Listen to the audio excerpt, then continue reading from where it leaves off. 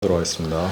전능하사 천지를 만드신 하나님 아버지를 내가 믿사오며 그 외아들 우리 주 예수 그리스도를 믿사오니 이는 성령으로 잉태하사 동정녀 마리아에게 나시고 본디오 빌라도에게 고난을 받으사 십자가에 못 박혀 죽으시고 장사하신 일은 사의 모든 정죄에서 다시 살아나시며 하늘에 가서 전능하신 하나님 편에 계시다가 저에게서 산자와 죽은 자를 심판하러 오시리라. 성령을 믿사오며 거룩한 공예와 성도와 서로 통한 것과 죄를 사하여 주시는 것과 몸이 다시 사는 것과 영원히 사는 것을 믿사옵나이다. 아멘. 네, 오늘 말씀 여호수아 24장 14절부터 18절 말씀입니다.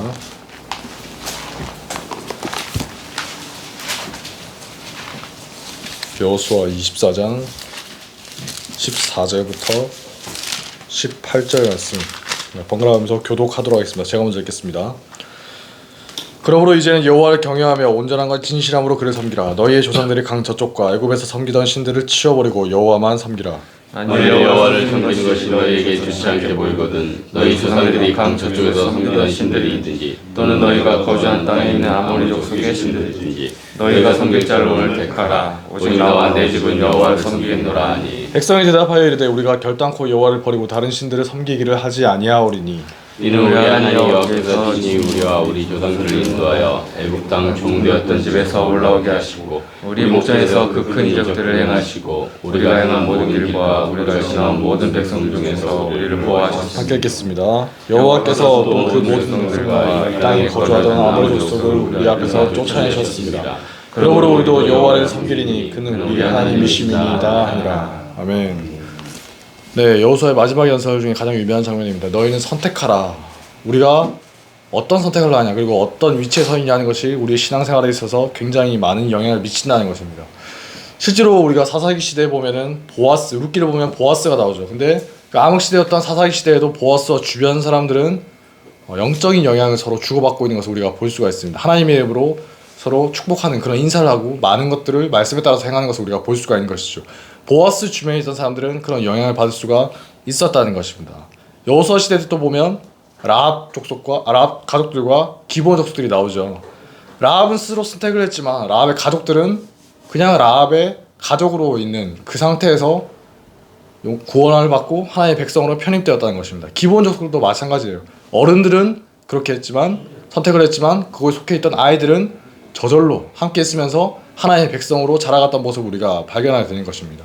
우리도 교회 다니다 보니까 얼떨결에 서서히 믿게 된 경우가 정말 많이 있는 것을 우리가 보게 됩니다. 스스로 결단하고 믿는 사람도 있지만 이렇게 믿게 되는 경우도 상당히 많이 있는 것입니다.